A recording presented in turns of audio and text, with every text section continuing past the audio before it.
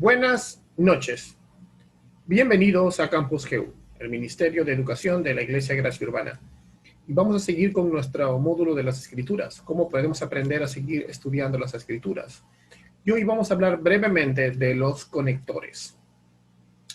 Por ejemplo, vamos a Mateo capítulo 28, versos del 18 al 20. Vamos a leer este texto muy conocido como la Gran Comisión, y dice: Y Jesús se acercó y les habló diciendo: Toda potestad me es dada en el cielo y en la tierra. Por tanto, id y hacer discípulos a todas las naciones, bautizándolos en el nombre del Padre, y del Hijo, y del Espíritu Santo, enseñándoles que guarden todas las cosas que os he mandado, y aquí yo estoy con vosotros todos los días hasta el fin del mundo. Amén. Si miras el texto, vemos una orden y una razón, un mandamiento y una razón. ¿Qué se nos ordena? Ir y hacer discípulos, y bautizarlos, y enseñarles. Pero, ¿nos da Jesús una razón por la cual deberíamos obedecer a este mandamiento? Claro, dice que toda potestad le ha sido dada en el cielo como en la tierra. Entonces nos preguntamos, ¿cómo saber cuál parte del mensaje es el mandamiento y cuál parte la razón? ¿Cómo es que has llegado a esta conclusión? Bueno, es fácil, porque hemos visto el conector. El conector nos indica una conexión, valga la redundancia, entre el mandamiento y la razón. ¿Entendemos entonces cuál es el conector? El conector es por tanto. La razón es que toda potestad es dada en la tierra, por tanto se nos manda. Entonces, por tanto, eso es un conector. ¿Qué son los conectores? Como vimos acá el por tanto en Mateo, es solo un ejemplo de la herramienta que vamos a estudiar brevemente el día de hoy, los conectores. En las últimas semanas que tocamos los módulos de la Escritura, hemos estado repasando una variedad de herramientas interpretativas que tenemos en nuestra caja de herramientas personal de estudio de la Biblia. Para ser capaces de identificar los conectores y entender cómo ellos funcionan, tenemos que entender mejor la relación entre varias proposiciones de un texto. O sea, las proposiciones deben ser entendidas. Ahora algunos se preguntarán, ¿qué es una proposición? Cuando digo proposición, simplemente me refiero a una declaración sobre algo que incluye un sujeto y un predicado, y un verbo también. Por ejemplo, en la frase los perros ladran es una proposición completa. Es decir, porque tiene un sujeto y un predicado, ¿no? ¿Cuál es el sujeto? Perros. ¿Qué es el predicado? Y el verbo al mismo tiempo, ladran, es la acción que está sujeta el verbo. ¿Qué pasa si nosotros ampliamos la oración y ponemos los perros ladran fuera de la casa o afuera de mi casa? ¿Cuál es el sujeto?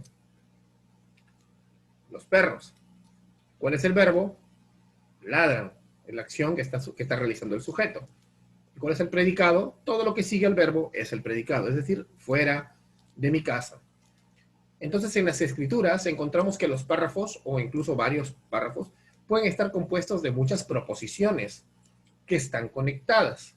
Proposiciones que están conectadas con un pero, entonces, formando entonces un argumento unido. Las epístolas de Pablo, por ejemplo, son un claro ejemplo de esto.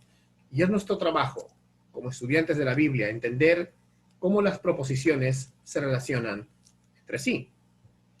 ¿Y cómo entendemos cómo las proposiciones se relacionan entre sí? Pues a través de los conectores. Miramos a los conectores entre las proposiciones, las cuales a su vez nos dicen cómo las proposiciones se relacionan entre sí. Y esto no es un concepto nuevo, ¿verdad? De repente te estás acordando a la primaria cuando te enseñaron esto. ¿Te das cuenta? Acuérdate también en tu casa cuando eras niño, o hasta hace poco de repente como yo, que por más viejo que estoy me lo siguen diciendo.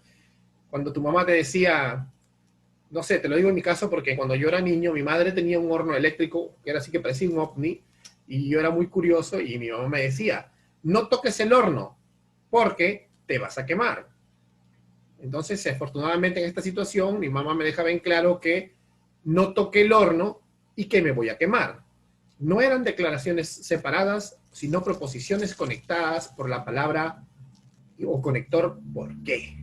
No toques el horno porque te vas a quemar. ¿Por qué conecta dos proposiciones juntas y nos dice que ser quemado, ¿no?, es la razón? o el motivo por el cual yo no debo tocar el horno. ¿Te das cuenta? Entonces es así. Hasta incluso lo he puesto en el PDF, tristemente yo toqué el horno. Y me quemé. No hice caso. Bueno, los conectores pueden ser usados para, por ejemplo, para dar ejemplos. Hay una proposición acá, otra acá, pero acá hay una proposición y dice, por ejemplo, y viene la segunda parte. También puedes añadir información con un conector que se llama además, ¿no? También puedes hacer un resumen con otro conector que es en fin. También puedes mostrar una progresión de ideas, una secuencia de ideas, ¿no? Cuando siempre hablamos, de repente, todos los días decimos, bueno, en primer lugar pasó esto, en segundo lugar pasa esto, y finalmente pasa esto, ¿no? Es un conector de progresión de ideas.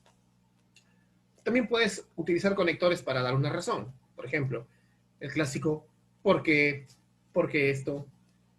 Estás dando una razón. Esto pasa porque esto sucede porque esto salió así porque esto, o yo pienso así porque esto, ¿no? También pueden usar conectores para dar un resultado o propósito a algo, ¿no? O sea, por ejemplo, a fin de que suceda algo, ¿no? Hago esto a fin de que, o pienso esto a fin de que, voy a trabajar así a fin de que, ¿no? También puedes contrastar ideas, ¿no? Es decir, blanco, sin embargo, negro, ¿no? O sea, un paralelo, un contraste. Depende del contexto en el que estés hablando. Pero es un conector también, sin embargo. Y para distinguir, por ejemplo, blanco y negro. Es una sola palabra, pero también es un conector. Pero hoy día vamos a resaltar en esta breve clase 4 conectores. Y vamos a aprender cómo trabajan, o sea, cómo funcionan, cómo identificarlos en nuestro estudio personal de las Escrituras cuando estés leyendo y entender mejor lo que la Biblia dice. ¿Amén? Entonces vamos a ver 4 conectores comunes en la Escritura. Y uno de ellos es el que usas también en la vida diaria. Yo creo que a menudo utilizas el por qué. Vamos a empezar con por qué, todo junto, mirando unos ejemplos. Por ejemplo, vamos a ver. Segunda de Crónicas, capítulo 20, verso 21. Y dice así, glorificad a Jehová, porque su misericordia es para siempre. El conector porque nos dice la razón, o sea, el motivo de que se da el mandamiento. ¿Cuál es el mandamiento? Glorificad a Jehová. ¿Por qué razón? ¿Por qué tengo que glorificar a Jehová? ¿Por qué? Y se responde, porque su misericordia es para siempre. Y porque tiene algunas mismas funciones conectoras que otras palabras que puedes también usar, ¿no? Por ejemplo, puedes decir glorificar a Jehová, ya que su misericordia es para siempre. También es un conector, no está mal. Puedes decir glorificar a Jehová, pues su misericordia es para siempre. Son similares. Otro ejemplo más, vamos a ver. Justo con el pues. Por ejemplo, 1 Corintios, capítulo 7, verso 9, dice, en caso de las parejas o de los hombres que se mantienen solteros, dice, pues si no tienen el don de continencia, para los que no han escuchado esto, es un don que tenía el apóstol Pablo y algunos hombres de no casarse, no solo no casarse, sino de no desear una persona a su lado.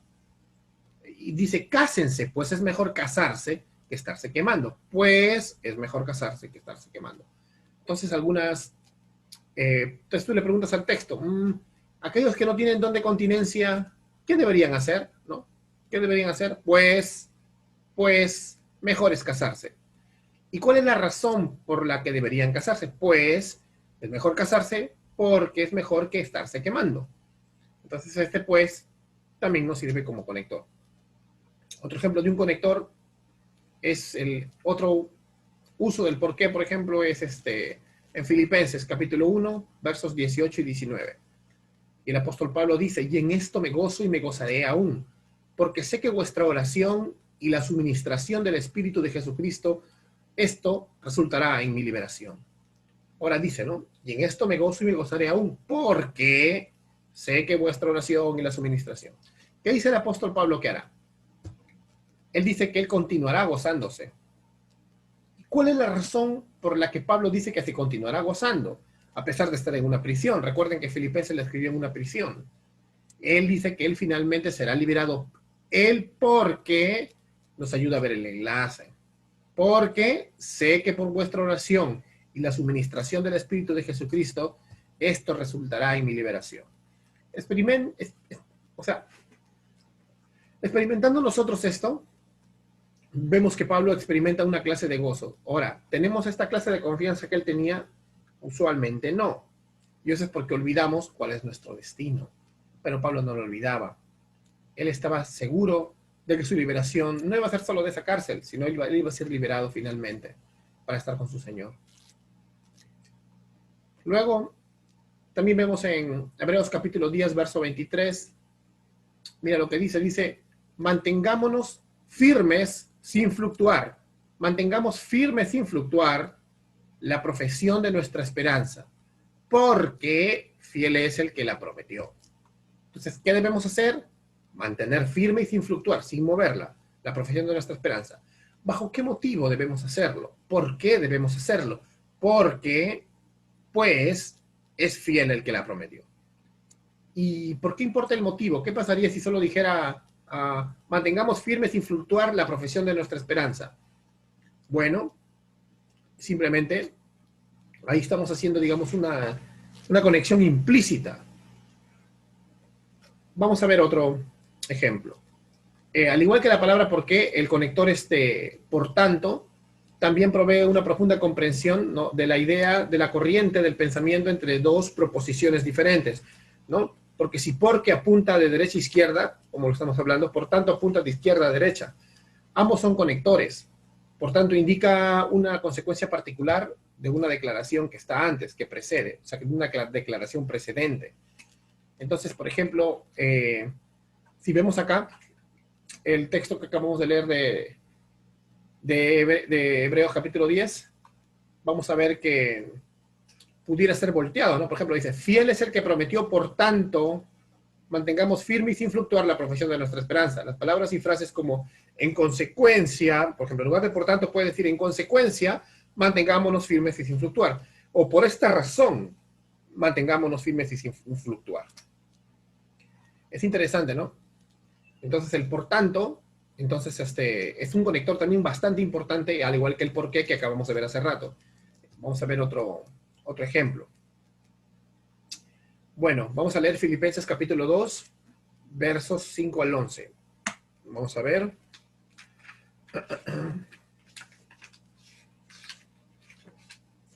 Dice así. Mira. Por tanto, si alguna consolación en Cristo, si algún consuelo de amor, si alguna comunión en el Espíritu, si algún afecto entrañable, si alguna misericordia, completad mi gozo, sintiendo lo mismo, teniendo el mismo amor, unánimes, sintiendo una misma cosa.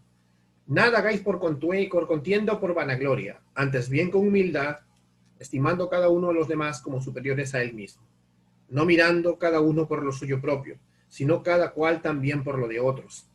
Haya pues en vosotros este sentir que hubo también en Cristo Jesús, el cual siendo en forma de Dios, no estimó el ser igual a Dios como cosa a que aferrarse, sino que se despojó a sí mismo, tomando forma de siervo, hecho semejante a los hombres. Y estando en la condición de hombre, se humilló a sí mismo, haciéndose obediente hasta la muerte y muerte de cruz.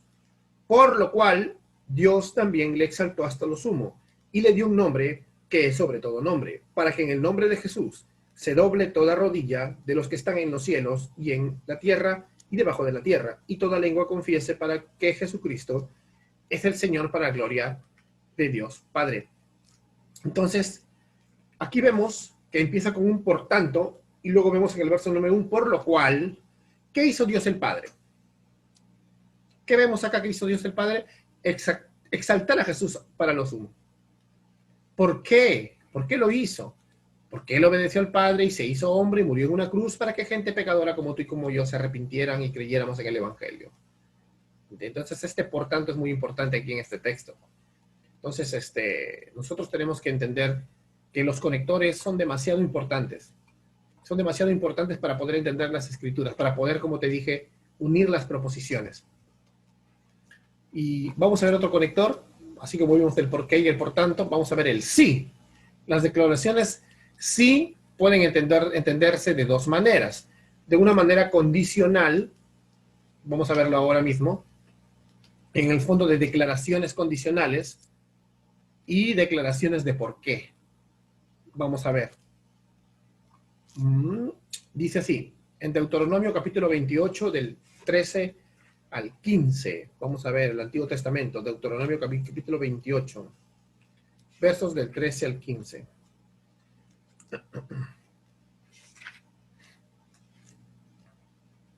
Mira lo que dice. Acá está hablando del pacto de vasallaje, del pacto de suresanía, que el Señor así le llamaba en ese tiempo, y es el pacto que hizo Dios con su pueblo. Un pacto muy similar. Dice, te pondrá Jehová por cabeza y no por cola, y estarás encima solamente y no estarás debajo. Si obedecieres los mandamientos de Jehová tu Dios, que yo te ordeno hoy para que los guardes y cumplas, y si no te apartares de todas las palabras que yo te mando hoy, ni a diestra ni a siniestra, para ir tras dioses ajenos y servirles. ¿Qué condiciones que estamos viendo acá están siendo enlazadas por las palabras sí? O sea, si te das cuenta, este versículo es un ultimátum para Israel. La bendición de Dios para ellos está condicionada sobre el cumplimiento de los términos de su pacto. Las bendiciones no son automáticas y las bendiciones no son la salvación. Las bendiciones sí pueden ser obstruidas si el pueblo se aleja de él, lo cual hicieron, bueno, como vemos en el Antiguo Testamento, una y otra vez.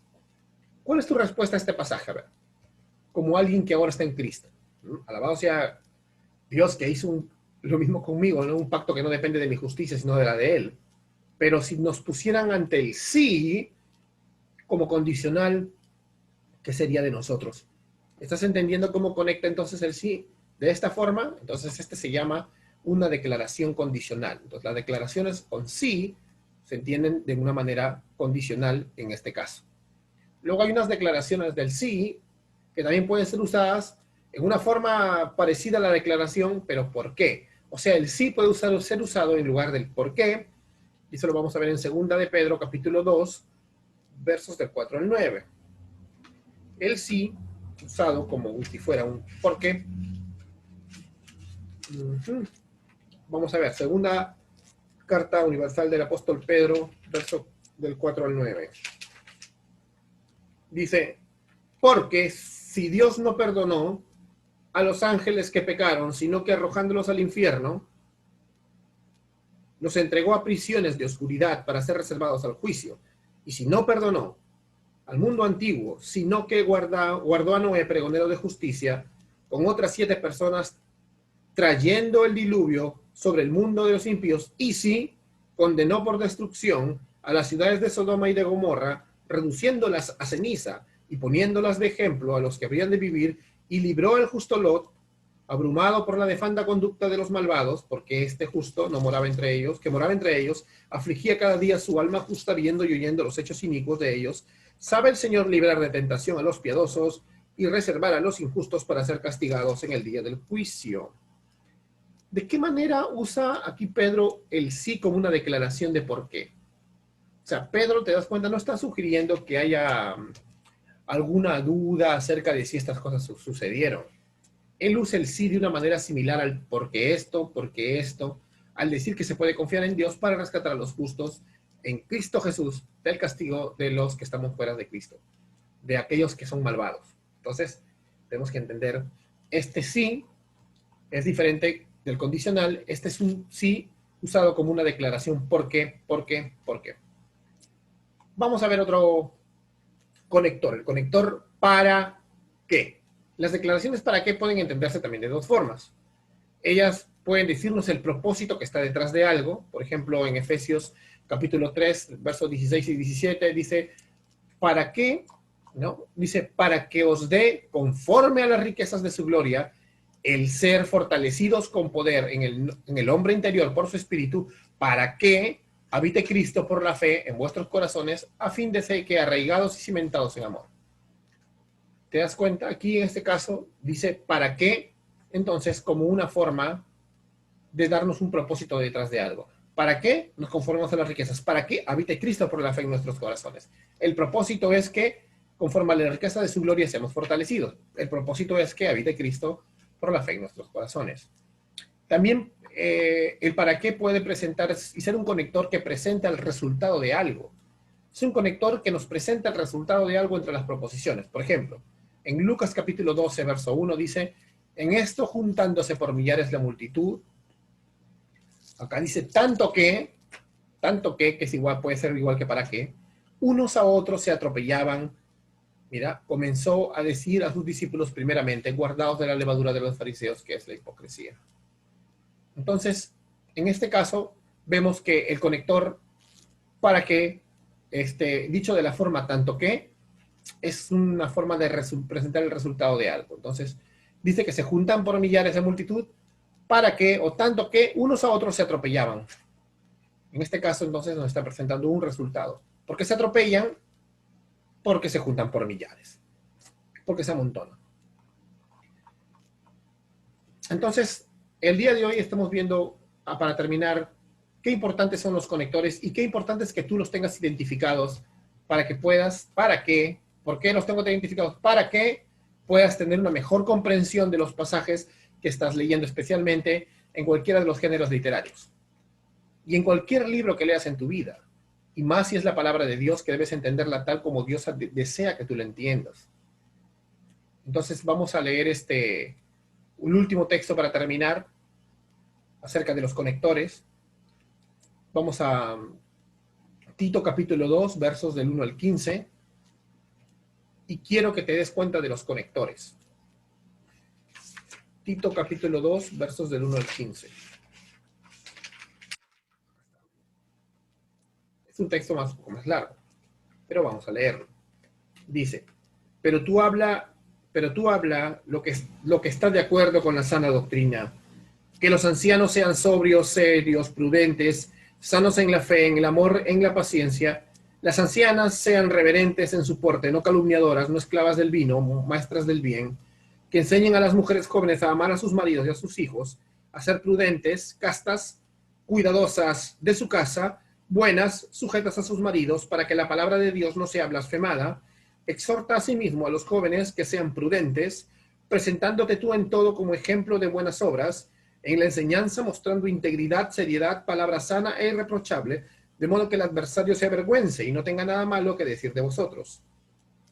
Exhorta a los siervos que se sujeten a sus amos, que agraden en todo, que no sean respondones, no defraudando, sino mostrándose fieles en todo, para que en todo adornen la doctrina de Dios nuestro Salvador.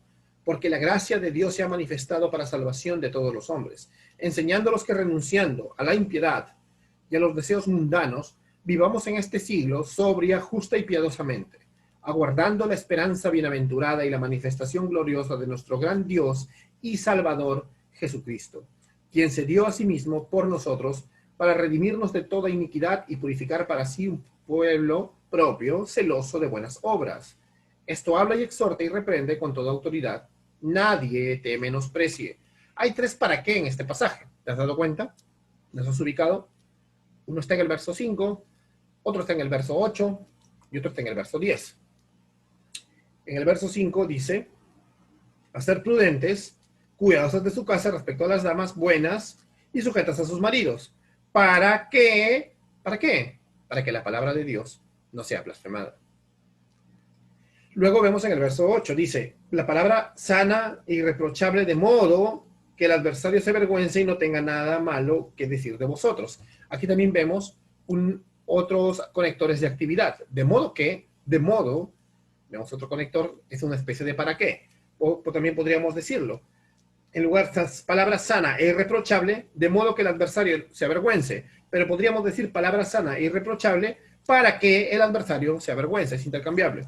Y en el verso 10 vemos, no defraudando, sino mostrándose fieles en todo, para que en todo adornen la doctrina de Dios nuestro Salvador. ¿Por qué Pablo nos dice que vivamos vidas piadosas? ¿Para qué? Entonces, ¿cuál es la importancia de esto? ¿Por qué es tan importante lo que estamos viendo? Ya que la gracia todo este pasaje nos muestra la gracia de Dios, y esta gracia de Dios motiva obediencia, una obediencia santa. Si tú lo entiendes el pasaje como está, bien con los conectores, uniendo las proposiciones, vas a comprender y nunca vas a sacar de contexto la palabra. Porque incluso al leer completo el texto con sus conectores, vas a saber que hay una razón, un motivo y una promesa. Pero si tú solo lees esta proposición y la sacas de contexto, y esta también y la sacas de contexto, Entonces, el mandamiento lo puedes dar simplemente sin un motivo, o puedes dar un motivo de nada y puedes crearte tú un mandamiento. No saquemos de contexto las escrituras. El Señor nos ha dado la Biblia en un libro para entenderla de la forma que Él quiere que la entendamos. Por algo la dejó escrita. Y para eso tenemos que entender todas las reglas gramaticales, hermanos. Para terminar entonces, en conclusión, ¿captaste que es un conector? ¿Captaste que es un conector? Me imagino que sí, ¿verdad? Has captado. Has captado que es una proposición. Has captado los tipos de conectores que puedes usar. Conectores, recordemos, para dar ejemplos, como por ejemplo, añadir información, como además, resumir, como en fin, o lo que estamos estudiando finalmente, como dar una razón, por qué, para qué, así como, ¿no? O, por ejemplo, como te dije, un conector de secuencias o de progresión de ideas, como en primer lugar, en segundo lugar y finalmente, o uno de contrastación de ideas, como sin embargo, o uno para distinguir simplemente un y, o uno de condicionales, como un sí. Entonces esperemos que hayas entendido qué es conector. Espero que seas capaz de ver cómo estos conectores actúan como hileras interpretativas para nuestro estudio personal de la Biblia y así nos ayuda a seguir el argumento de los autores. Y finalmente ver lo que realmente el autor divino, nuestro Señor, tiene para nosotros en este pasaje dado. Espero que esta pequeña clase te haya agradado y esperamos que la próxima semana podamos seguir juntos para aprender. Que Dios te bendiga.